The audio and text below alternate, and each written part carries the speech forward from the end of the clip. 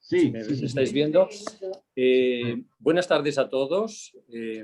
Hoy tenemos una interesante conferencia que es el Castro y la Villa de Abiego, a cargo del doctor José Luis Conte Sampietro. Abiego es un pequeño pueblo del Somontano de Huesca. José Luis Conte Sampietro es médico de atención primaria jubilado, es amante de la historia y del arte medieval aragonés. Ha publicado varios libros, como por ejemplo La Colegiata de Santa María la Mayor de Abiego, El Azud del Molino de Abiego, colaborador de la revista Argensola y del Instituto de Estudios Alto Aragoneses. Rescató el retablo de San Miguel de la Colegiata de Abiego, que estaba oculto en una torre. Este es un gran mérito. Y también es sobrino del políglota historiador aragonés Jesús Conte Oliveros, que era un estudioso del Rapa Nui, es un hombre con muchas publicaciones y la verdad es que muy importante. José Luis, cuando quieras. Muy bien, pues muchas gracias por invitarme. Voy a darle aquí, espero que esto funcione. Bueno, muchas gracias por... A ver, ¿por qué no va esto como antes? A ver si se lo sé hacer ahora otra vez, porque antes me he salido de la pantalla. Estás compartiendo pantalla, sí. No te preocupes. A ver. Ya estás compartiendo. Doble clic. Vale. Entonces le voy a dar... Esta, ¿no? ¿Esta? ¿Se ve? ¿Sí? Bien. Sí, sí se ve. ¿Se me escucha, no? Sí. Bueno, pues nada, como amablemente me ha presentado Miguel, pues yo soy de Abiego y voy a presentar el Castro y la Villa de Abiego. Bueno, no es, en fin, espero que no resulte pesado. Lo he dividido fundamentalmente en un marco histórico y luego en unos materiales, que es lo que podemos contrastar. Trataré de resumir un poco el tema histórico, porque si no sería farragoso y se nos iría de tiempo. Bueno, como lo adjuntaré pues para que en su caso y si queréis, pues se publique en cada uno lo que queráis hacer con ello. Pero de todas maneras, pues empiezo, ¿no? Situar un poco a Abiego, está en el centro de Huesca, al pie de la Sierra de Guara. La Sierra de Guara va a ser omnipresente, es el parque natural de la Sierra y los Cañones de Guara. Ahí la veis al fondo una vez más, siempre la Sierra de Guara, hasta en el retablo que ha referido Miguel, saldrá la Sierra de Guara. Ya empezamos a ver el pueblo, la Sierra de Guara a la izquierda y a la derecha otras sierras como Valcés, Seville, al fondo los Pirineos. Bueno, un poco más cerquita, ahí tenemos la Sierra de Valcés y la Sierra de Seville.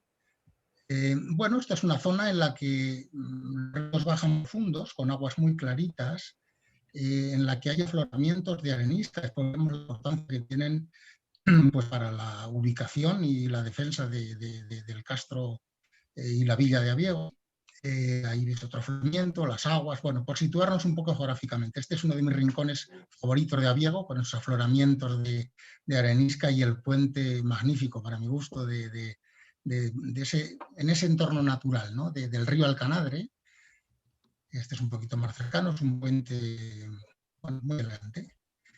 Este es un puente que desapareció lamentablemente en otro de los ríos. El río Alcanadre también, es la confluencia de tres ríos, Alcanadre, Isuela y Forneiva, y este se perdió. El patrimonio, lamentablemente, como ha ocurrido en Abiego y en tantos sitios, se va perdiendo y tenemos que ver lo que nos queda de él y analizarlo pues, a la luz de las fuentes históricas.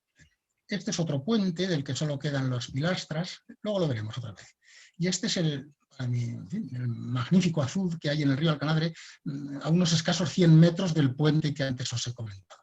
Bueno, Abiego es un pueblo en el que tenemos unas huellas muy antiguas, que son de mamíferos, unas ignitas, en un yacimiento a nivel europeo, al decir de los estudiosos de la Universidad de Zaragoza, huellas de mamíferos de unos 30-33 millones de años de antigüedad. Y pues, aquí tenemos una de ellas, y cuyas huellas más recientes, desde el punto de vista humano, podemos decir, es el monumento al siglo XX de Ulrich Rucriem, que es un alemán que ha trabajado mucho en la Catedral de Colonia, y bueno, está en una serie de arte y naturaleza de la provincia de Huesca. Bueno, y pues, esto es Abiego, esta es la vista general.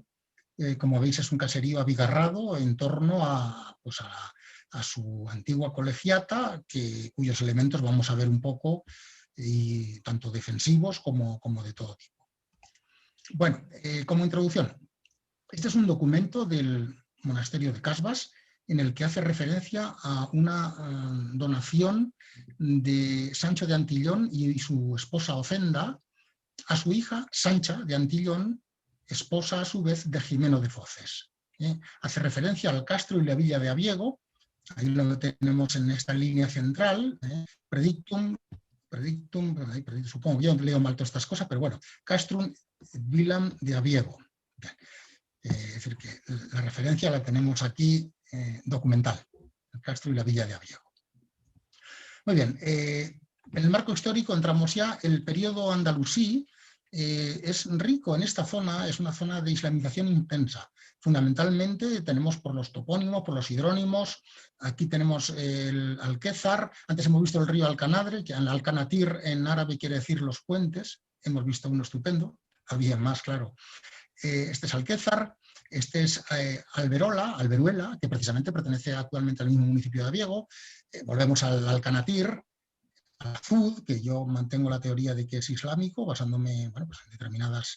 Aquí vemos, este es el coronamiento del Azud, con esas aguas tan bonitas, con la escarpa escalonada, muy típico de las construcciones andalusíes de la marca superior del Andaluz, con unas losas impresionantes, y estas losas pesan más de 2.500 kilos cada una de ellas, son de 2,60 metros de longitud. Bueno, esto es una pequeña primicia muy de allí, vamos, en el mismo complejo de Azud y Bolino, está esta construcción cuyo origen pues habrá que descubrir o estudiar, porque es el basamento con una bóveda de cañón de una construcción pues, que ha desaparecido y que ahora está prácticamente subterránea. Os enseño un poco esto, no parecen sillares islámicos, no lo parecen, bueno, esto es lo muestro aquí con cierta profusión, y todo por la subterránea. Bien, bueno, vamos a ver, entonces el periodo andalusí, una cosa interesante, o por lo menos, en fin, cerca de Abiego está la villa de Adahuesca. En la villa de Adahuesca había dos en el siglo IX, las mártires Nunilo y Alodia. Las mártires Nunilo y Alodia, que, bueno, pues la tradición cuenta que fueron encerradas en esta mazmorra precisamente. Allí tenemos la efigie encima de estas. Nonila, Alodia se ha perdido con sus palmas martiriales y que sus reliquias ya se depositaron en el monasterio de Lede, están en esta maravillosa arqueta. Bueno, Alquézar, que hemos visto antes, cerraba el paso del Vero fundamentalmente para la ciudad de Barbastro. Barbastro es atacada por un ejército coaligado europeo de borgoñones, de aquitanos, con las fuerzas de Urgel y con las de Aragón, Sancho Ramírez, de tal manera que lo conquistan en un episodio que muchos interpretan como precedente de las cruzadas, desde luego, y que algunos como la primera cruzada, antes de las de Tierra Santa. En 1064 lo conquista, se queda Armengol Urgel, se queda como señor de Barbastro, ahí pasa el sobrenombre de Armengol de Barbastro, pero Al-Muqtadir de Zaragoza lo reconquista al año siguiente, en 1065, y ya no vuelve a ser conquistado por el reino de Aragón hasta 1101. Bueno, este es... Alquézar está un poco omnipresente, está muy cerca de Abiego y en el fondo pues, ha sido la cabecera, hasta que luego Abiego consigue una cierta independencia de esa importante villa y colegiata. Bueno, el marco histórico de los siglos XI y XII en Aragón bueno, pues, es el siguiente. El reino se está consolidando con la infeudación que hace Sancho Ramírez en el año 1068 a la Santa Sede. Se declara vasallo de San Pedro y eso le conlleva una protección internacional y una internacionalización. Es el asalto al llano desde las montañas pirenaicas que aquí se ven tras el castillo de Monzón, que también forma parte de esta línea de llegada al llano, con el objetivo de conquistar las ciudades de Huesca, Zaragoza y de Barbastro. Este es el castillo de Monte Aragón. Allí está tras el Salto de Roldán, mítico y legendario, también con fortalezas musulmanas asentadas en los vértices. Castillo de Mondragón, destinado a la conquista de Huesca, como si fue. Y bueno, y la joya de la corona, el castillo de los Reyes, forma parte de esta línea del siglo XI, fundamentalmente con Sancho Ramírez de Aragón. De Aragón y Pamplona, porque primero es de Aragón, pero luego se hace con el reino, con una parte del reino de Pamplona. Bien. Este es el mapa que nos sitúa en esas conquistas, en esa bajada al llano del reino de Aragón. o bajada al Somontano, en este caso, para después llegar al llano. La primera cita documental de Abiego se da en el año 1095. Es un reparto de los diezmos que el rey Pedro I atribuye al Alquézar. Las de Abiego las atribuye al Alquézar. Parece ser que se conquistó con anterioridad. Sancho Ramírez. En el año 1091 hay noticias de que Sancho Ramírez fortifica Abiego, La Bata y Santa Eulalia la Mayor. Probablemente pudo caer, como tenía mi tío, con la conquista de Alquézar. Lo más probable es que hubo una serie de alternativas, es decir, que tras la conquista de Alquézar se consta que hay unos intentos de reconquistar la plaza de Alquézar, infructuosos, pero eso sí pudo afectar a Abiego de modo y manera que hubo algunos cambios de mano en esa época, hasta que definitivamente la conquista Pedro I de Aragón y Navarra, de Aragón y Pamplona, por ser exactos, en 1095, y es cuando da el primer documento del que disponemos. Bueno, este es Sancho Ramírez. Vamos a ver, la tenencia de Abiego, Sancho Ramírez es con su padre, el rey Ramiro I, aquí vuelve lo mismo, Sancho Ramírez le da un poquito de cancha, ¿no? Con el padre Ranemiro Urrés, el rey Ramiro I, y su hijo Sancho. Esta es la firma de Sancho Ramírez.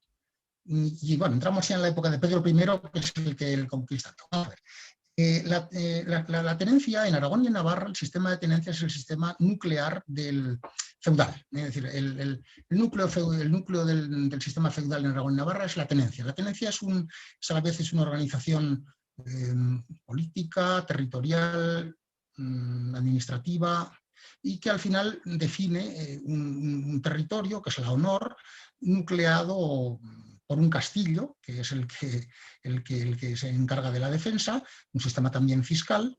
Y bueno, pues Pedro I, en el año 1101, en un documento de una donación de la iglesia de Santa Eulalia de Barbastro a San Gil de Provenza, pues cita como tenente de Abiego a Íñigo Galíndez. Abiego constituye una tenencia importante, como decimos, implicaba la existencia de un castillo, de un recinto fortificado, durante todo el siglo XII, empezando ya cita documental del año 1101 hasta finales del siglo. Pedro I, el rey de Aragón y Pamplona, firmaba en árabe, esto es gracioso, bueno, ahí sale una vez más, de Pedro. También en este tenente, Íñigo Galíndez, el Neco Galíndez de los documentos, se cita, disponemos de 10 citas, tanto con los reyes Pedro I como Alfonso I, entre 1101 y 1123. El siguiente tenente de la tenencia de Abiego, del que tenemos conocimiento, es Beltrán de la Arbasa. Beltrán de la Arbasa fue también señor de Egea y está relacionado, es ya en tiempos de Ramiro II, el monje, y esta es la sala supuestamente la sala de la campana de Uta, se le puede relacionar con ese hecho histórico legendario. Este es el panteón de San Pedro el Viejo, donde están enterrados Ramiro II y su hermano Alfonso I. Bueno, seguimos en este mismo siglo XII. Este es el castillo de Mesones de Isuela. Sancha de Abiego, que es la tercera tenente de la que tenemos conocimiento en el siglo XII, en 1181, había donado este castillo, bueno, este no, el anterior, que había en ese mismo sitio de Mesones de Isuela, al Temple. Este es el que el arzobispo López Fernández de Luna mandó construir en ese mismo sitio. Y es un ejemplo estupendo en Aragón, al menos, de estilo Felipe Augusto. Bueno, en tiempos de Alfonso II tenemos a la importante tenente, que es Sancha de Abiego, que es la primera que conocemos que utiliza el topónimo Abiego en su patronímico. Entonces, Sancha de Abiego fue la primera priora del monasterio de Sigena. Me voy a buscar cuando encuentre, os leo algo ya lo encontraré, algo más material. Sigena es un monasterio que lo funda Sancha de Castilla, que era reina de Aragón y esposa de Alfonso II. En Sigena es un panteón real porque se enterró la reina, Sancha, su hija Doña Dulce, que era una infanta, y el rey Pedro II el Católico. Este es el monasterio Y en esta torre nos fijamos porque tiene que ver con Sancha de Abiego. Entiendo yo que esta es la torre que hace la referencia. Este es el Pedro II, en 1213, bueno, muere en Muret. Él estaba formando una especie de imperio transpirenaico, ¿no? Con la herencia que había habido de los condes de Barcelona, de Provenza, en fin, no os voy a contar mucho porque no va a ser un poco largo y seguro que lo conocéis igual mejor que yo. Entonces, muere en Muret con Sancho de Antillón, esta es una referencia a la batalla de Muret, y ese es el panteón real de Sigena. Naturalmente se destrozó después en la época de la civil con muchas cosas. En el siglo XIII, hemos hablado del siglo XII, en el siglo XIII el sistema de tenencias en Aragón desaparece y se pasa a un lugar, se pasa a un sistema señorial, un sistema de señorío. En el caso de Abiego, pasa a depender de la baronía de Antillón. La baronía de Antillón, bueno, ya este es un documento que habla de Vallés. Yo creo que Vallés fue el que se troncó por un ahijamiento de Urraca de Antillón e hizo que pasara a esa baronía, hijo de don Íñigo de Abiego, no del Íñigo Galíndez, sino de otro Íñigo de Abiego, y sobrino de doña Toda de Abiego. Bueno, sigo por no hablar mucho. Entonces, ya Abiego sigue en el siglo XIII las vicisitudes de la baronía de Antillón, con personajes como Toda de Abiego, cuya hija será la cuarta priora de Sigena. Hay un entronque, hay una relación íntima entre el linaje de Abiego con Sancha, con Sancha iniciado en Sancha de Abiego, y el monasterio de Sigena. Bueno, ya en la conquista de Valencia, en el siglo XIII, con Jaime I, una vez muerto Pedro II, esta es una de la batalla del Puig, ahí con Jaime I y San Jorge allí en la batalla, pues tenemos a Ramón de Abiego. Ramón de Abiego colabora en la conquista de Valencia y el rey le atribuye unas armas que, bueno, que ya después Miguel esto lo conoce muy bien, que son precisamente esta zona de aquí. Estas son las armas de don José Paul y Abiego y Almudévar, y esto corresponde al linaje Abiego. Son dos leones en unas fajas. Entiendo que había dos versiones, pero entiendo que serían sobre fondo de gules, dos fajas de oro. Serían pues, el emblema real puesto así. Seguimos, voy a ir un poquito más rápido porque si no veo que el tiempo se me va a echar un poco encima. Este monasterio de Casbas, del que procede el Museo Nacional de Cataluña, de Santa Úrsula, y allí es donde os he citado el documento que por primera vez cita el castro en la villa de Abiego. En ese documento se entrega el castillo a Jimeno de Foce, también para la conquista de Valencia, y Jimeno de Foce se entierra en este panteón. Es muy bonito la pintura de gótico lineal de esa zona y concretamente de este panteón. Esta es la portada de esa iglesia, incluye la nave, pero bueno, tiene cierta relación con la Catedral de Valencia, parece ser porque fueron promotores de la Catedral de Valencia y bueno, pues probablemente trajeran constructores para construir foces. Vamos a ver, hemos dicho que el castro y la villa de Abiego, que serían sus documentos, se entregan a Sancha de Antillón y a su esposo Jimeno de Foces. Bueno, pues una hermana de Sancha de Antillón es Blanca de Antillón, es amante de Jaime I, con el que tienen a Ferran Sánchez de Castro. Ferran Sánchez de Castro es hermanastro, por lo tanto, del rey Pedro III, que en esas revueltas de la nobleza lo ahoga en el río Cinca. Aquí está enterrado, creo que es Santes Creus, espero no equivocarme, donde está enterrado también su hermano Pedro III, pero bueno, claro, con un sepulcro mucho más modesto. Ya como última cosa, esta es una miniatura del Vidal Mayor, que es la recopilación de los foros de Aragón, que Jaime I le encarga al obispo de Huesca, Vidal de Canellas, y en el Vidal de Canellas saco aquí porque la iglesia de Abiego había sido donada a Tosa. Después en 1148, después de muchos pleitos, vuelve por fin a la diócesis oscense como formando parte del priorato de Alcázar. A partir de allí, a partir de esa vuelta de 1242, pues ya Abiego, el otro Alquezar se disgrega y queda un arciprestazgo ya de menor entidad, y es Abiego cuando se constituye en iglesia colegial. Pasamos al siglo XIV, en el que hay bastantes citas, las voy a excusar en aras de la brevedad, en tiempos de Jaime I, que dona cede el castillo a Sibila de Antillón para que lo tuviera durante toda su vida. Es Jaime II, es una imagen de él, hasta que recuperara una deuda de 7.500 maravedíes alfonsinos. Por lo tanto, habría debido volver a la corona.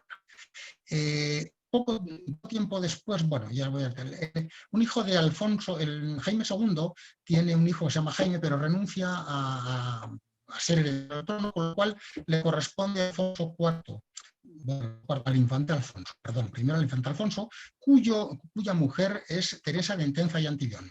Teresa de Entenza, esto al que ella le acompaña a él en la conquista de Cerdeña. Este es un castillo de Cerdeña, y eso es la espada que se utilizó en la coronación del rey Martín I. Bueno, este es Alfonso IV, su efigie idealista del siglo XIX, que hay en retratos en la Diputación de Zaragoza. Este es el signo de Alfonso IV. Con Alfonso IV hay estos son algunos de los documentos. Este es otro más, en los que por 6 ocasiones se cita el castillo y la villa de Abiego, fundamentalmente retirándolo de la posesión de los Antillón, de Sibila de Antillón, a la que se lo había encomendado su padre Jaime II, y también, bueno, pues haciendo cartas, porque genera unas protestas de la abadesa de Casbas, de la condesa de Pallars, en fin, pero no de los hombres de Abiego. Es curioso que sale una noticia que dice que los hombres de Abiego estaban con miedo de que volviera a Sibila de Antillón, en tanto que parece que preferían que estuviera en manos de Jordán de Urrés, que era alguien muy próximo a la corona. Teresa de Entenza y Antillón muere unos días antes de que Jaime II, con lo cual no fue reina de Aragón por 5 días, que murió de sobreparto en Zaragoza. Teresa de Entenza y Antillón era condesa de Urgel, aparte de señora de Antillón.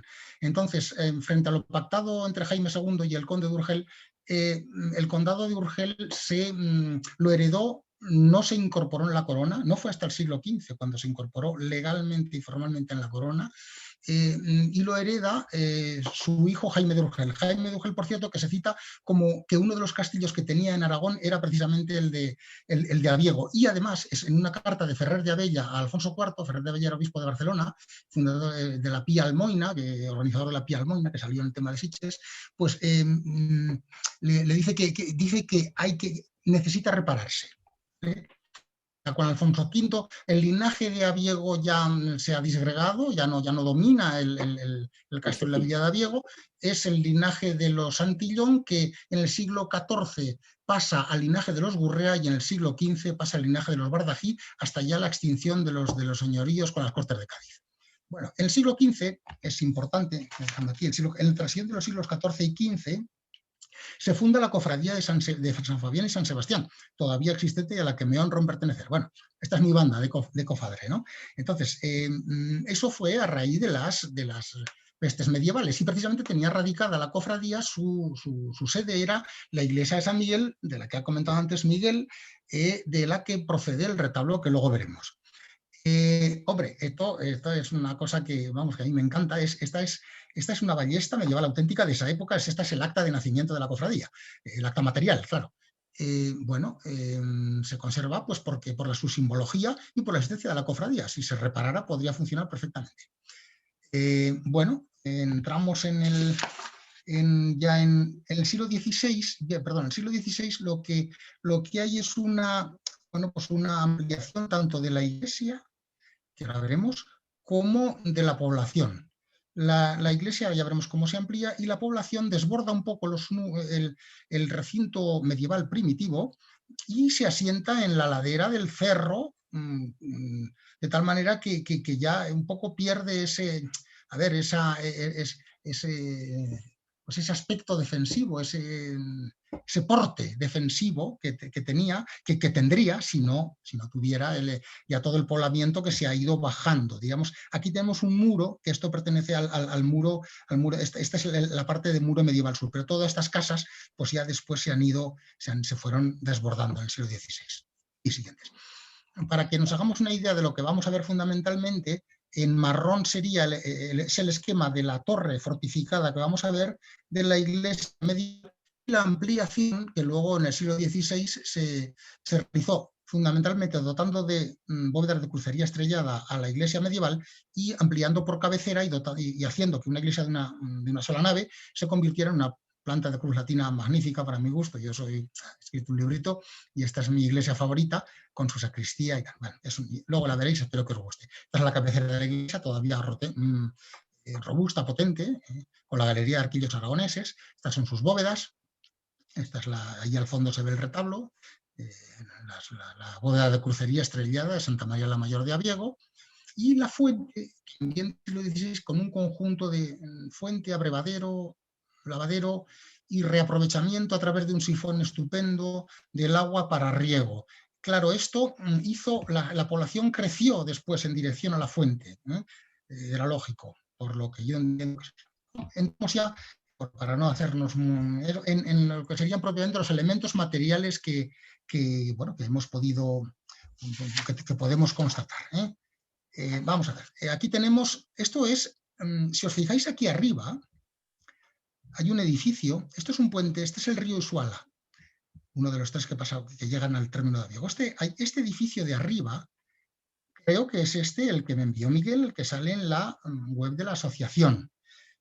Figura como la torreta, y ni es la torreta no existe, es la torraza, y este no es la torraza, este es un edificio precisamente de la zona de Vierge, del término municipal de Vierge, y no tiene la antigüedad que tiene la torraza, ni muchísimo menos, esto es un edificio moderno. Tanto ese error, pues ya lo corregimos con tranquilidad, porque eso es absolutamente seguro, vamos, esto no es la torraza, a la que si el error se propaga con torreta. La torreta, hay algunos edificios en Aragón que se llaman torreta. Frecuentemente se designa torraza como una torre de cierta entidad. Un diminutivo en Aragón es az o aza es aumentativo. Este es el río Isuala, en uno de cuyos salientes está ubicado. Y el río Isuala hace una barrera natural. Todos los ríos aquí tienen unos cauces profundos. ¿Tan pocos restos? Sí, bueno, es una foto mía. Esta es la población de Vierge, que está, la torraza está situada en una línea recta que hay entre Vierge, que está al norte, y separado transversalmente, mejor dicho, por el río Isuala, y la torraza sería una sería una torre óptica, probablemente de comunicación visual. Estos son sillares dispersos, más sillares dispersos, y esto lo que queda un poco de la hilada inferior, que son unos sillares de unos 100-110 centímetros, dispuestos a tizón, con lo que a mí me hacen pensar en que probablemente sean de origen islámico. Sería entonces, si eso fuera así, sería la torre de vigilancia o atalaya, en este caso de forma cuadrangular, que defendería. Esta es otra de las vistas el basamento era bueno, pero claro, luego se ha ido perdiendo. Esta es otra vista de esos restos. No se han hecho prospecciones arqueológicas, ahora se va a integrar como bien de interés cultural, porque al fin y al cabo, a pesar de estar muy deteriorado, forma parte de los castillos en Aragón y hay una normativa al respecto. Esto es otro sillar. Y esto es una hipótesis un poco no muy demostrable. Podría ser, por esa forma, podría ser incluso el dintel monolítico de la puerta de entrada, pero esto es muy... Aquí sale otra vez el azul, pues porque entiendo que también comparte con la torraza la tipología del aparejo islámico característico de esta época en bastantes construcciones en el Alto Aragón. Aquí hay sillares a soga y a tizón con almohadillado, en el otro sitio no he documentado, aquí el almohadillado es clarísimo, aquí en la Azud de Abiego. Esta es otra vez la escarpa escalonada y lo que ya os he comentado antes. Y este es otro castillo, el Verola de Tubo, en el que el atizonado, los sillares dispuestos a tizón, están clarísimos aquí en esta zona. Hay otras zonas a soga, pero bueno. Bueno, muy bien, pues esto es en Abiego. Entonces, me he olvidado deciros que una fuente de datos también que hemos utilizado, aparte de los datos históricos que he utilizado, es la toponimia.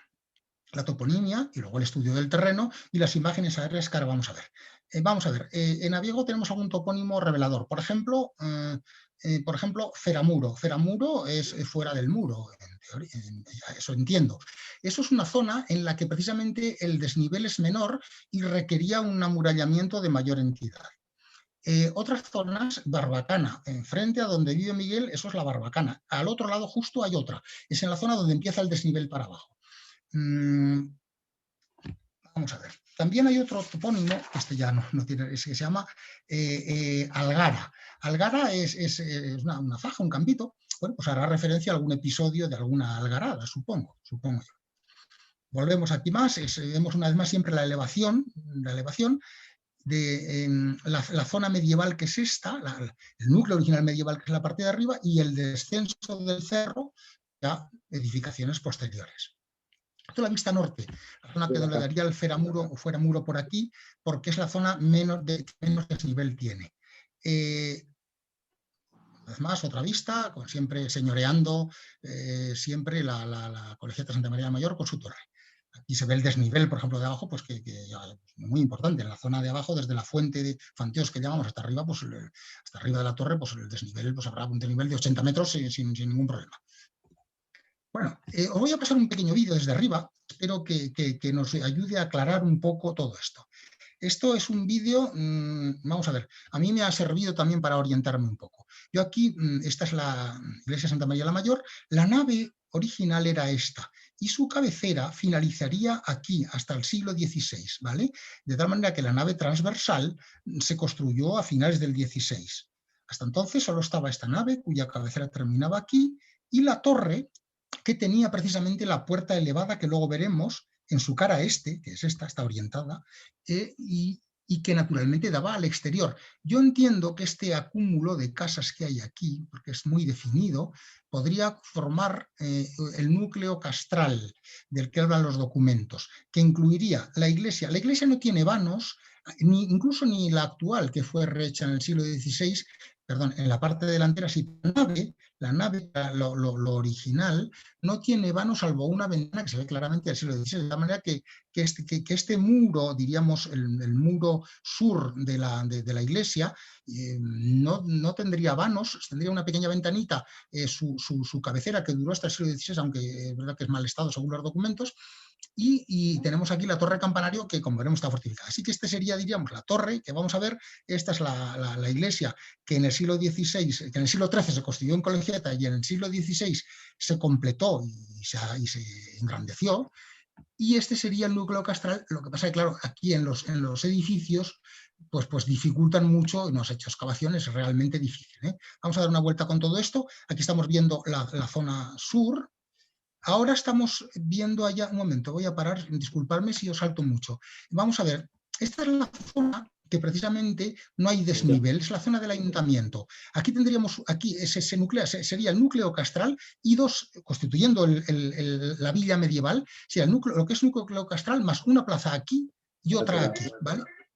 Entonces, esto es el actual centro de salud y aquí estaba ubicada la antigua iglesia de San Vicente, documentada en 1114, que lógicamente estaría intramuros. Por tanto, esto estaría intramuros y aquí está la zona de fueramuros, es decir, entonces, esto estaba incluido, todo aquí vendría por aquí, el núcleo, por aquí, y ahora vamos a seguir viéndolo en la otra vertiente. En total tendría una longitud, una forma ovoide en dirección norte-sur, más o menos, de unos 115 metros y unas, no sé si, igual alguien me dice algo y yo no lo estoy entendiendo bien y por eso no respondo, No lo sé, si alguien me quiere decir alguna cosa, interrumpirme. No tengo buen retorno de audio. Oigo algo, alguna persona comentar algo, pero no sé lo que... No entiendo lo que... ¿Sigo? ¿Va bien? ¿Ves? Ahora no he tenido retorno de audio, entiendo que sí. Bueno, esta sería... Aquí sería núcleo castral, decimos, pues, con la torre, aquí una plaza, la plaza del ayuntamiento, otra plaza, lo que ha quedado como otra plaza, y aquí la zona, y aquí, en toda esta zona, es la zona de más desnivel. Disculpar los pantallazos, ¿vale? Vamos a seguir un poco, luego lo veremos un poco en fotos. Seguimos aquí. Aquí ya se ve, aquí sí se ve mejor. Esta es una barbacana, la otra está justo al otro lado. La barbacana está enfrente de casa de Miguel. Entonces, esto bajaba por aquí claramente con el desnivel. Antes hemos visto ese muro porque desapareció una casa, porque es que si no lo veríamos, claro. La verdad estará metido. Seguimos. Ahora estamos viendo la cara norte de la torre, luego la vamos a ver mejor, con sus saeteras. Bueno, y ahora vemos la cara, ahora vamos a pasar a ver la cara oeste. La cara oeste.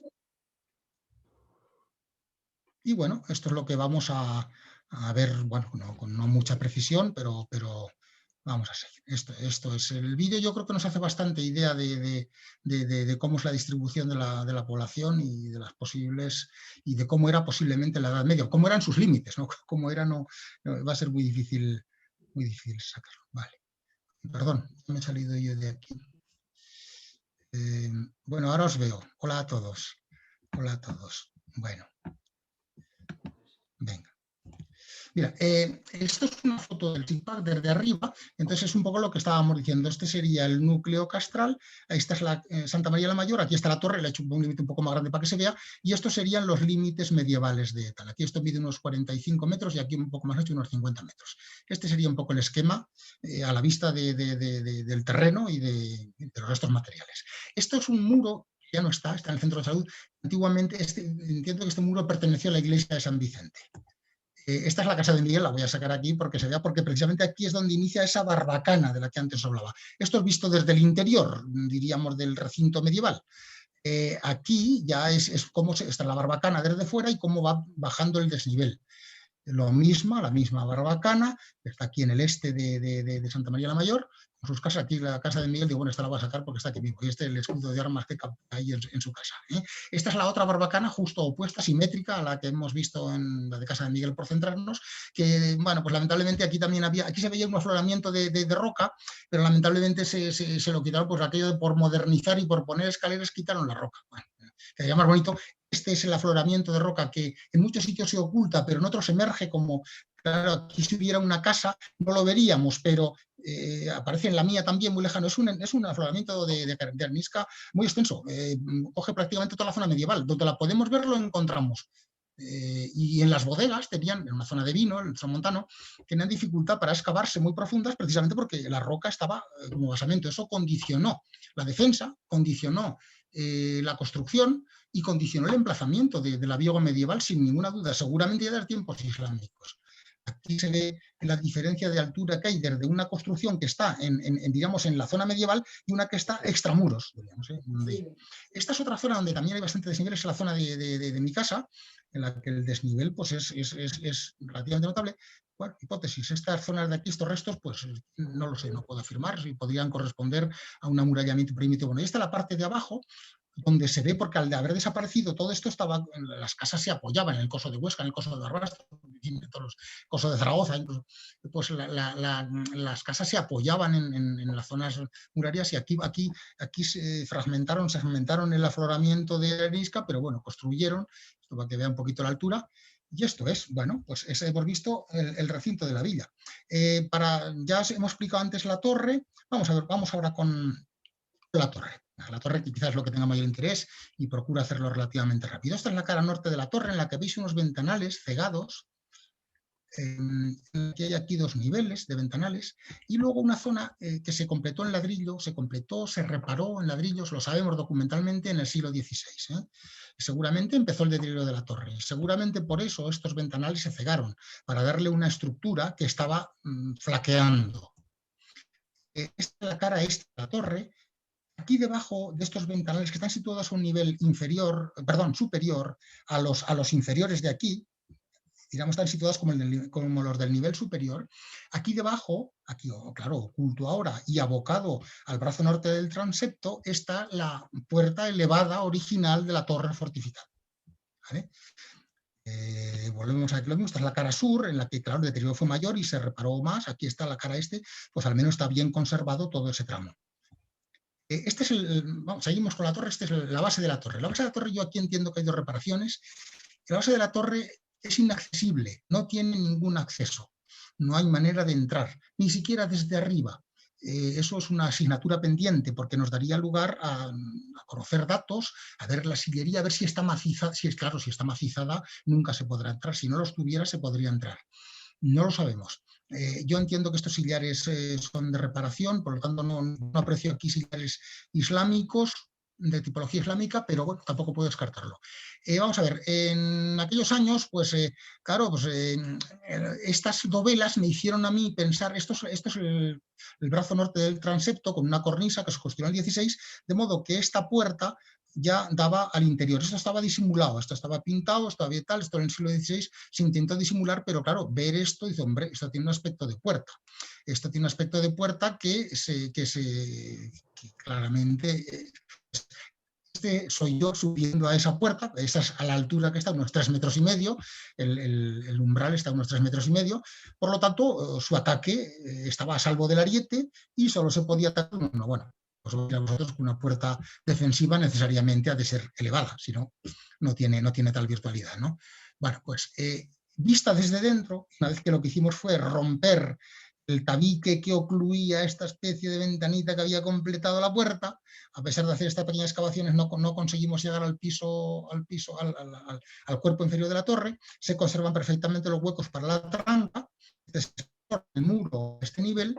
Entonces, esta, como vemos, está elevada aquí, San Fabián queda ahí, pues a pesar de estar elevado también en una peana, pues bueno, en un pedestal, pues está más bajo que la altura de la torre, perdón, que la altura de la puerta de la torre.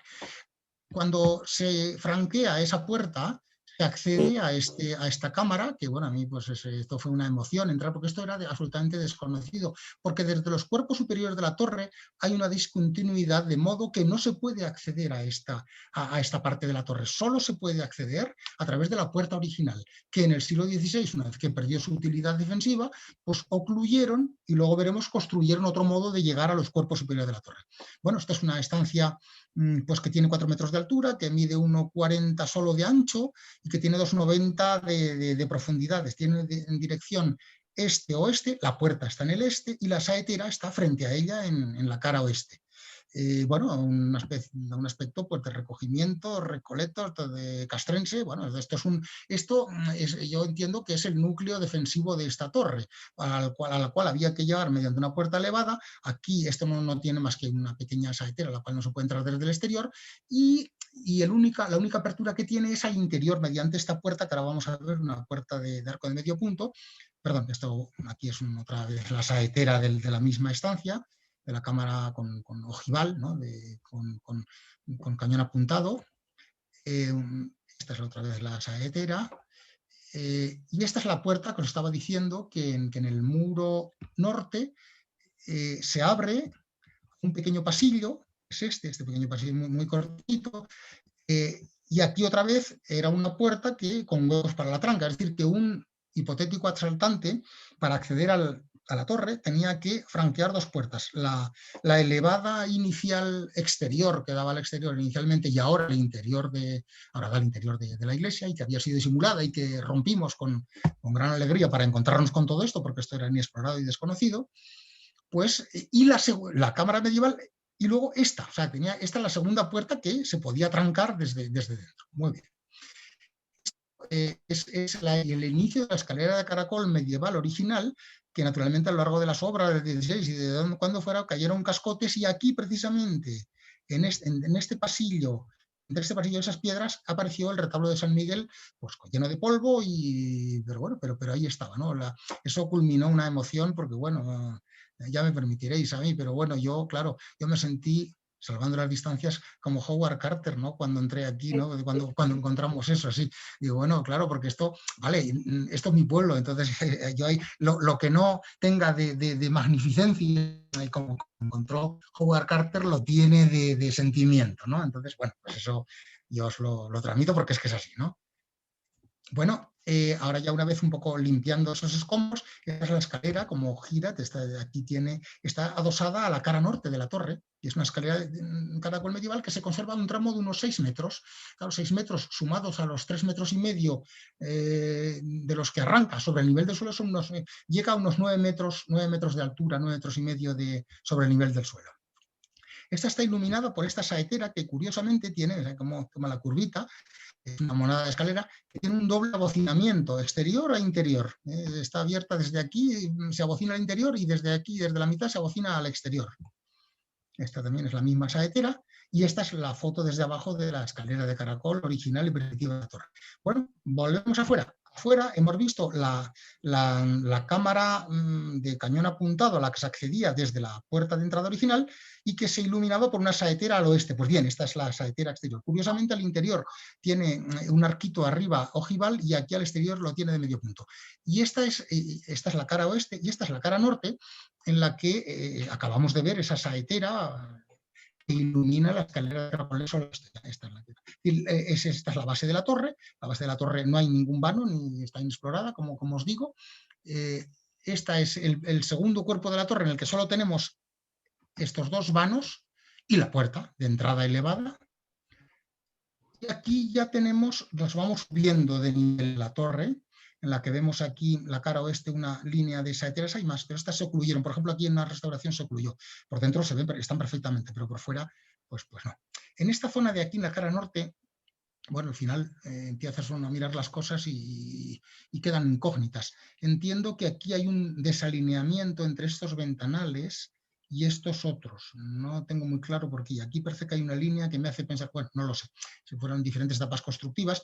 A ver, entiendo que esta es una torre que estaba inaccesible en su primer cuerpo, difícilmente accesible en el segundo, y en los superiores eran donde se desarrollan tanto las saeteras como los ventanales. Los ventanales, si están, el nivel inferior de los ventanales están a más de 10 metros. Y estos ventanales, su nivel está a más de 10 metros, con lo cual es una altura suficiente como para que, lejos de ser una debilidad defensiva, puedan ser una fortaleza defensiva por la posibilidad desde ahí de arrojar proyectiles de todo tipo, piedras, flechas, lo que fuere. Esta es la cara norte de la torre, vista un poco desde más abajo. La cara oeste, esta es la cara este, esto es lo que está situado. Esto, curiosamente, como os he comentado antes, está más elevados porque están sobre la puerta. Es decir, allí no acercaron los ventanales a la puerta, ahí los levantaron más. Volvemos a la cara oeste, otra vez os repito, igual los aburro, para que veáis aquí, pues bueno, es una torre, alguien dijo, bueno, pues con muchas cicatrices, pero ha llegado hasta nosotros, ¿no? Está con cicatrices, pero está. Los cuerpos superiores de arriba, ahora, esta fue la hipótesis, pues ¿cómo esto es tan raro? A los cuerpos superiores en el siglo XVI, una vez que la entrada elevada había perdido su función, hicieron en el siglo XVI, en la primera fase, a mediados del siglo XVI, una escalera de caracol nueva, que se adosó a la nave, que es esta, la traducción exterior es esta. Lo que os he dicho que no tenía la nave, no tenía ningún mano, solamente es pero este es claramente del siglo XVI. Entonces, aquí se adosó esta escalera, de tal manera que este es el interior de la escalera, que subiendo se llega al extrados de las bóvedas. Este es el maderamen que sujeta, la verdad que es bonito, ¿no? Es potente.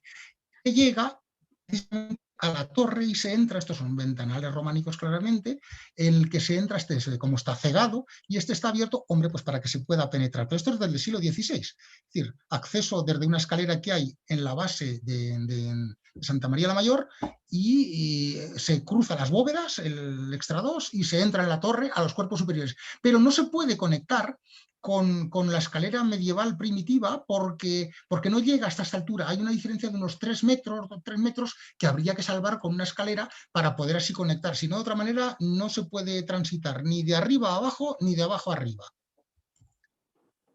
Aquí hay unas salientes, ménsulas, modillones, el tipo que fuera, como están cercenados, no sé qué utilidad. Si ornamental parece raro porque aquí ornamental no hay nada.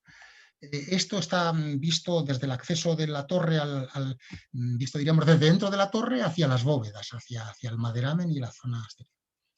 Esto es la única marca medieval en la torre que he encontrado, es una flecha. Estos son ventanales cegados desde el interior, bueno, pues se ve claramente que es a través de la repetición de ventanales, aquí las saeteras, las hay, esta está cegada, esta también está cegada.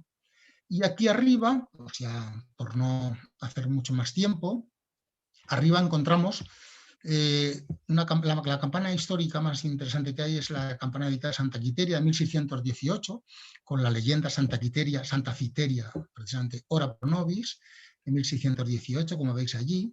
Que naturalmente lamentablemente la mecanización y el darle tanto golpe y con los martillos mecánicos, y mira que me lo estaba viendo, al final han acabado por agrietarla. Pero en fin, ¿qué le vamos a hacer? Hay otras campanas que la cofradía encargó de San Fabián y San Sebastián, porque las construyó un gran campanero europeo, que es Eusbout Extensis, no lo pronuncio bien, pero bueno, están dedicadas a la cofradía. Como veis, Esta es la vista de la torre pues, desde el oeste y con una luna de enero. Bien, un paso rapidísimo a Santa María la Mayor, ya que nos ocupa. Aquí tenemos la torre, y la torre está socavada. En el siglo XVI socavaron unos 5 metros cuadrados de este ángulo del suroeste de la torre. ¿Por qué lo hicieron? Pues no lo entiendo, porque para alojar la pila románica, que es la que ya la veremos, la podían haber alojado en nuestra otra capilla que hay. Pues bueno, decidieron socavar la torre, a pesar de lo cual no se resquebrajó mínimamente. Esta es la planta, quitándole los edificios que no son propiamente la Colegiata Santa María la Mayor, la planta de cruz latina, que es una planta que lleva la armonía y la proporción al extremo, ¿no? Esto dicen, música petrificada, bueno, pues esto, música en piedra. Esta es la cabecera poderosa que hemos visto antes, esta es la cabecera, esta es la Santa María la Mayor, porque dos cosas. Una, antes de instalar el retablo, muy próximo, pero todavía no estaba instalado, se ve aquí la santa titular, que es, bueno, la Virgen titular, que es la Asunción. Este es el mástil de la bandera, que luego veremos, que llega desde abajo justo hasta las bóvedas de arriba. Esta es la capilla bautismal, que está aquí situada frente a la puerta, exactamente frente a la puerta, y que es la que socava la torre. Esto es torre, esto de aquí es torre, y esto de aquí también es torre. Si aquí tuviéramos, ojalá que la tuviera, la capacidad de traspasar las paredes, entraríamos en el primer cuerpo de la torre, pero no la tenemos, así que hay que aguantarse. Esta es la Porta Celi, puerta del cielo. ¿Veis aquí cómo está perfectamente centrada la capilla, la pila bautismal románica, que es el único resto así, vamos a decir, mobiliario, aunque no sea románico. Esta es la misma, no tiene una base ática, no está labrada, es una muy sencilla, pero vamos, por sus dimensiones y características, sin duda es la medieval. Esta es, bueno, aquí la luz penetra y da, aquí estaba la cabecera medieval, y su reflejo da ahora en el retablo. Estas son las bóvedas de Santa María la Mayor, más bóvedas de crucería estrellada, todas ellas diferentes. Bueno, yo creo que voy a decir, las gárgolas, había muchos elementos. Esta es una gárgola que está in situ, la única que está in situ y que no está deteriorada. Esta, como yo digo, esto es una iglesia con firma.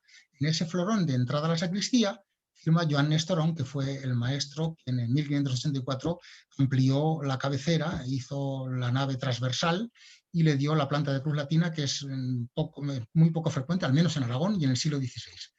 Esto es un graffiti que hay a la entrada, como unos ojos que miran al que entra, ¿no? Bueno, hay muchas cosas, no os voy a contar porque esto es para otro tema.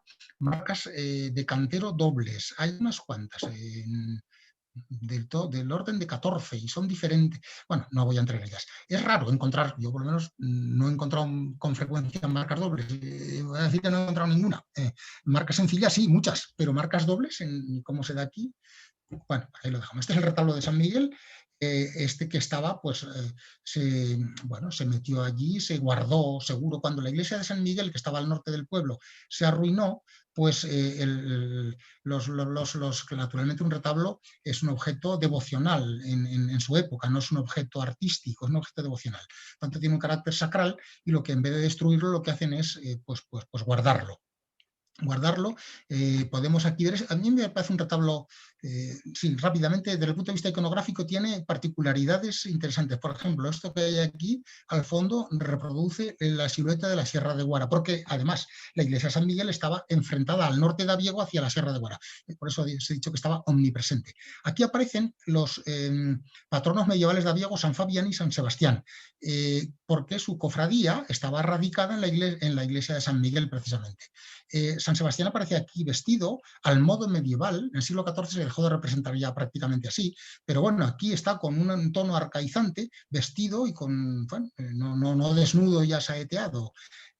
Aquí está San Bartolomé abajo, como vencedor del demonio, y aquí tenemos dos particularidades que yo no he visto en otros sitios, si alguien las ha visto, que me la diga. San Miguel, que es el santo titular, aparece lanzando al demonio, pero lo que sí es curioso es que aparece con la mandorla. La mandorla es un elemento que en los Pantocrator, en las Majestas Domini medievales y tal, casi exclusivamente como atributo de la divinidad, ¿no? Aquí está atribuido a San Miguel, hombre, ¿quién como Dios? San Miguel, pero bueno, le han subido un poco la categoría aquí, utilizando una mandorla con nimbo de nubes, al que es un gran arcángel, pero es un arcángel importante, importante, pero no es la divinidad.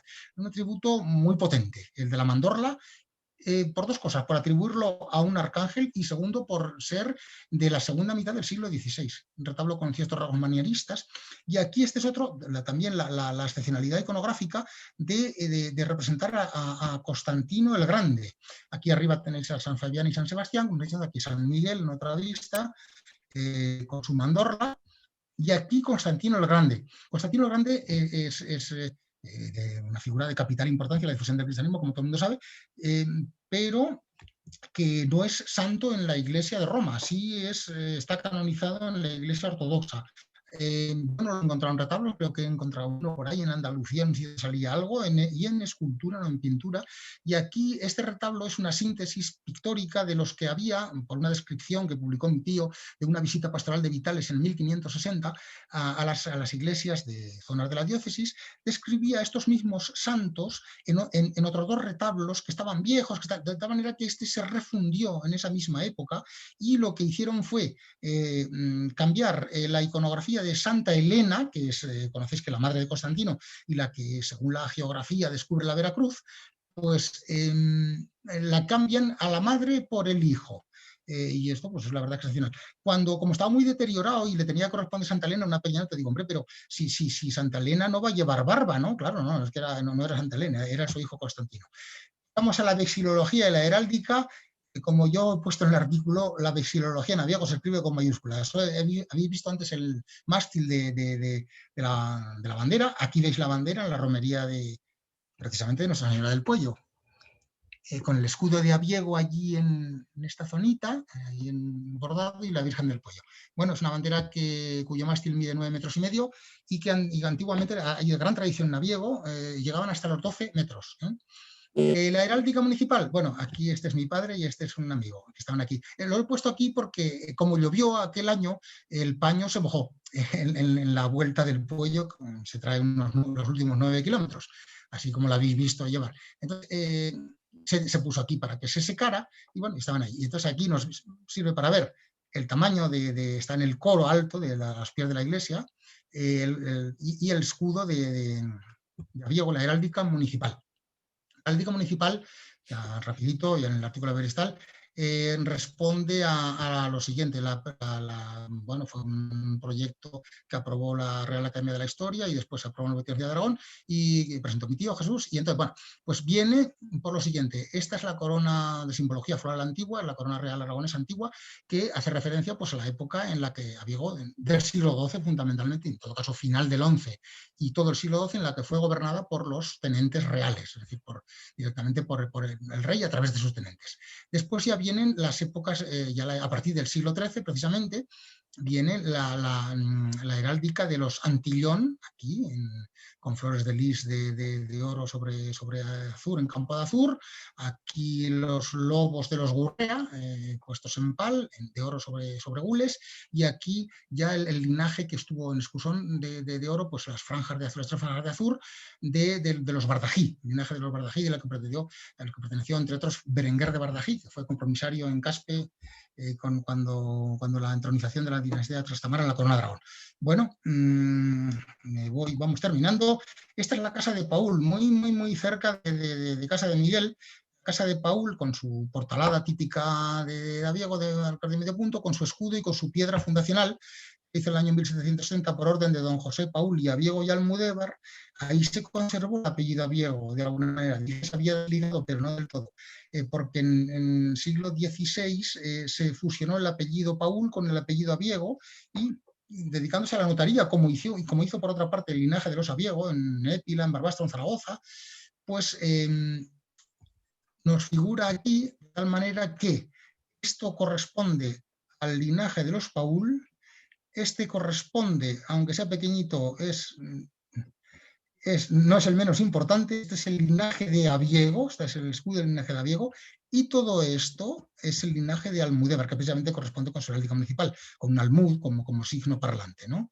Aquí, para que se haya quitado la parte de doña Josefa Puyuelo Fernández de Heredia, que estaría aquí, Y bueno, pues esto es todo. Me he dejado muchas cosas en el tintero porque no daba tiempo.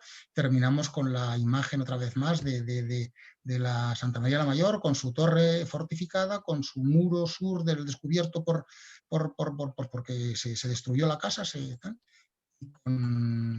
esto es todo. Esto es todo.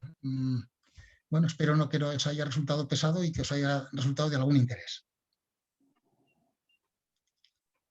Ahora no tengo retorno de audio, no sé si Hola, el José escape... Luis. Sí, hola. Sí, oye, no, genial, la verdad. Hola. Una conferencia estupenda. Un aplauso. Muchas gracias. Gracias. A ver si me dejas. Felicidades, José Luis. Has hecho un Gracias, paseo Miguel. histórico fantástico, digno sobrino Bueno. de tu tío Jesús Conte. Bueno, muchas gracias. Ha sido fantástica. Me alegro que os haya gustado. Bueno, y muchas gracias hasta ahí puedo leer. Por los comentarios que has hecho. Sí. Muchas gracias. Muy bien.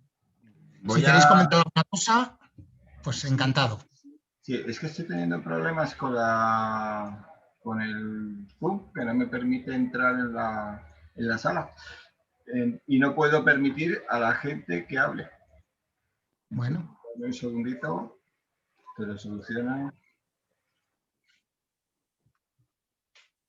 Aquí está.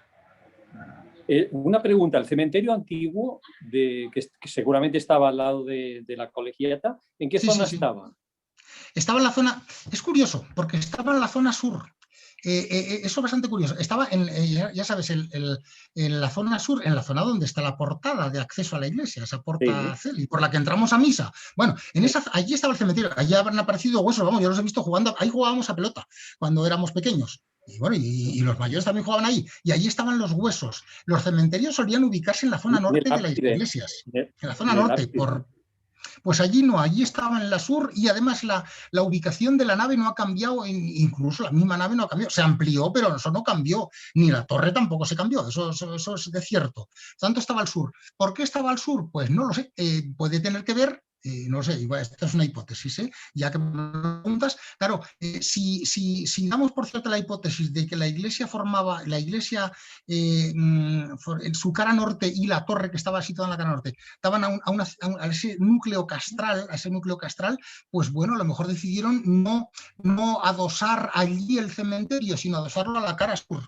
Sería una razón más, sería hipotéticamente, para pensar que esa zona era cerrada, como así la zona castral de la que forma parte de la iglesia y esos edificios circundantes, una zona cerrada y que el cementerio no se ubicó en esa zona por tener otro tipo de función. Está en la zona sur, eso seguro, porque yo he visto los huesos ahí. Eso es por conocimiento propio, he visto los huesos y además se llamaba la plaza del cementerio. ¿Estelas funerarias se encontró alguna antigua? No me consta, no me consta que se hayan descubierto ninguna. No, yo no tengo conocimiento de ninguna estela funeraria. Sé que se trasladó en el siglo XIX el cementerio a la ubicación actual de San Joaquín, que bueno, que eso es que para los, bueno, no me he querido entrar ahí, es que es un edificio curiosamente de tipo colonial, que es muy poco, es muy raro. Un edificio que tiene su gracia por el estilo colonial que tiene, precisamente en el medio del Somontano. Bueno, entonces, se trasladó en el siglo XIX, pero claro, los huesos aún quedaban porque el asfalto, el asfaltado y eso es muy reciente, como sabes. Entonces, bueno, pues al ser de tierra, donde jugábamos pelota, allí se veía. Yo he visto huesos allí, huesos del cementerio. Pero claro, no sé lo que, estelas, no lo sé. No, que yo no tenga conocimiento, no ha habido. Muy bien. Hola, José Luis. Ya lo he conseguido arreglar. Es que he cambiado de pantalla y ahora ya se puede. Antes de, ya todos las personas presentes pueden activar por su propio mano. Muy bien. Pero bueno, darte un fuerte aplauso. Muchas gracias. Y sobre todo, a mí me ha gustado una cosa, recordar el Prepirineo de Huesca, que es una maravilla. Además, la asociación ha viajado en estos viajes interdelegaciones un par de veces por allí y después de todo este tiempo yo creo que se merece, como decía Miguel, hacer una excursión por allí. Sí, recorrido turístico. Yo creo que lo organizaremos, Miguel, como viaje de interdelegaciones y así que a todos nos apetece vernos. Pero hay que llevar cuerdas. Hay que llevar cuerdas y neopreno, para la Sierra de Guara. A los barrancos, bueno. Hombre. Los amantes de la aventura. Sí, ya sabéis que nosotros haremos un punto intermedio, ¿no? Sí, nosotros... Pero bueno, que alguna vez hemos llegado a subir como en Rosas, que subimos ahí arriba en el monasterio de Rodas, a la parte de arriba del castillo. Entonces, que nuestros castilleros son fuertes en esas subidas. Muy bien. Pero bueno, historia y aventura. Me ha encantado sobre todo la parte de Andalusí. Es increíble cómo se ven esas fortificaciones, esa sillería tan interesante y tan desconocida. Se conoce más la parte de Mérida, pero menos quizá bueno, sí, por los castilleros sí lo conocemos, pero quizá por el público en general se conoce un poco menos. Sí. Esa parte de Andalusí. Sí que te quería preguntar, nos habías comentado que en la ficha de castillos no estaba bien, ¿no? No, la ficha de castillos sale la torreta, con el nombre de la torreta, que es incorrecto porque es la torraza, seguro es así, la torraza, y además la foto que sale, que es ese edificio con tapial y con sillería en las esquinas que he comentado, no corresponde. Ese es un edificio de Vierge. Vale, claro, tiene voy a más aprovechar Sí. a ver si como está en Wiki, podéis todos cambiar cada uno de los castillos. Entonces tenéis una parte que es editar y nos mandéis la información porque, bueno, como ya sabéis, estas fichas están hechas de los años 80, 90, se han ido mejorando, pero bueno, evidentemente siempre hay que mejorar más. Entonces, lo digo por esta en específico y también para los demás, que sepáis que, por favor, todos hacemos el inventario. Claro, yo con mucho gusto, y no necesitas culpa, es decir, esto es así, ese error, son errores que se van transmitiendo. No se comentó antes, en San Joaquín, donde Miguel conoce ese edificio colonial, en internet circula que allí está la Sierra de las Forcas, en Aragonés, que fue donde ahorcaron supuestamente a unos mozárabes de Abiego, a los hermanos, a los padres Isarre, porque sus hermanos estaban con Sancho Ramírez asediando Alquézar. Y bueno, y entonces ese error se va transmitiendo y eso no, la Sierra de Forcas está al norte de Abiego, muy próximo, muy próximo a la iglesia de San Miguel, a donde estaba ubicada la iglesia de San Miguel. O sea que estas cosas a veces se van transmitiendo de unos sitios a otros y al final parece que adquieran carta de naturaleza, pero bueno, la verdad que eso es así. Yo con mucho gusto lo paso y si se corrige, pues mejor. Muy bien. Y de los Foces existen en Madrid, los Oces, de la familia antigua Foces, en Madrid existen los descendientes que son de Oces. La familia de Oces venía de los Foces. Foces, sí. Bueno, Foces... Aún persiste este apellido en Madrid. Muy bien, sí. Era un linaje potente, con Artal de Foces, Jimeno de Foces, Ato de Foces. Hay un grupo folclórico que tomó el nombre de Ato de Foces, que cantaba un amigo mío, muy bien. Somos familia de la Cierva y de Oces. Muy bien. Muy bien. De los inventores. Muy bien. Bueno, pues... Nada, pues si queréis alguna cosa más, yo hasta donde pueda, encantado. Ya comprendo que os he dado un ratillo que ya es un poquito tarde, pero bueno, lo que queréis. Fantástico, de verdad. Bueno, gracias, Miguel. Gracias. Me alegro que os haya gustado. Bueno, y de que sobre todo de que os haya dado ganas de ir por ahí y conocerlo. Hombre. Conocer a Diego.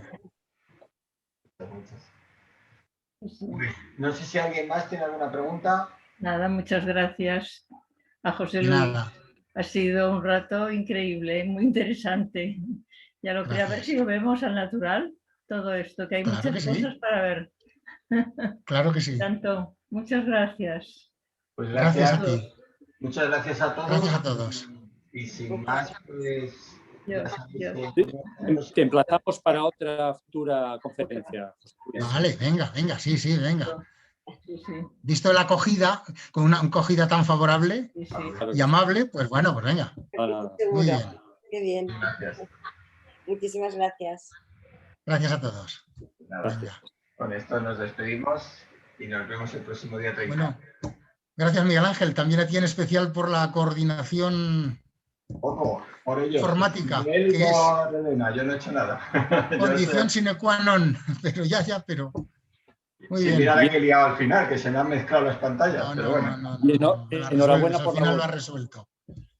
Enhorabuena por la Gracias, Miguel. Bueno, Miguel, nos vemos en Aviego. Nos Venga, vemos. perfecto. Un Venga, abrazo. Encantado, de hecho. adiós, un abrazo. Gracias a todos. Hasta la vista. Hasta la próxima. Adiós. A la próxima. Adiós, hasta cuando queráis.